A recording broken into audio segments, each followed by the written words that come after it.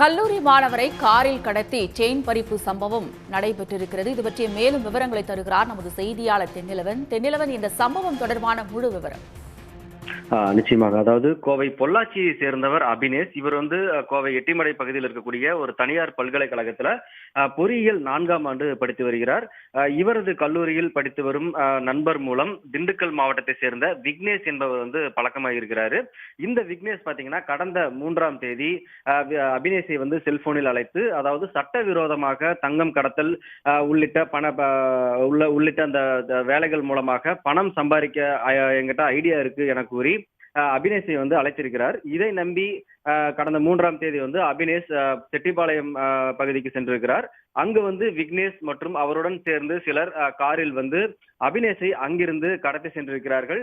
மேலும் கோவை கேரளா எல்லையான மாவுத்தம்பதி அருகே காரில் கடத்தி சென்று அபினேஷை கொடூரமாக தாக்கியிருக்கிறார்கள். அது மட்டுமல்லாமல் கத்தியை காட்டி மிரட்டி அபினேஷ் அணிந்திருந்த 2 சவரன் தங்க செயினை பறித்திருக்கிறார்கள். அதன் பின்னர் அவரிடம் இருந்த செல்போனை பறித்து அருகாமையில் இருந்த அந்த காட்டு பகுதியில் வீசிவிட்டு அபினேஷையும் அங்கே இறக்கிவிட்டு தப்பி சென்றிருக்கிறார்கள்.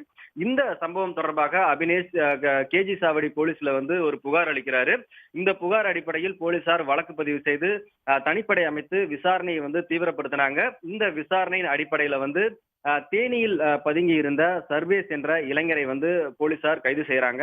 அந்த சர்வேஸை கோவைக்கு அழைத்து விசாரித்த போது பல்வேறு திடுக்கிடும் தகவல்கள் வெளியாகி இருந்தது. குறிப்பாக கோவையை சேர்ந்த பாஜக நிர்வாகி, அதாவது பாஜகவின் பட்டியலின பிரிவோட மாநில செயற்குழு உறுப்பினராக இருக்கக்கூடிய விவேக் என்பவர் இந்த செயின் பறிப்பு சம்பவத்துல ஈடுபட்டிருந்ததும் தெரிய வந்திருக்கிறது. உடனடியாக நேற்றைய தினமே விவேக்கை கைது செய்த போலீசார் அவரிடம் இருந்து 2 சவரன் தங்க செயின் மற்றும் அந்த மாணவரை கடத்த பயன்படுத்திய காரையும் பறிமுதல் செஞ்சிருக்காங்க. மேலும் அவரிடமும் விசாரணையானது நடத்தப்பட்டது. தற்போது இந்த வழக்கில் தொடர்புடைய மேலும் 4 பேரை போலீசார் தீவிரமாக தேடிட்டு வர்றாங்க.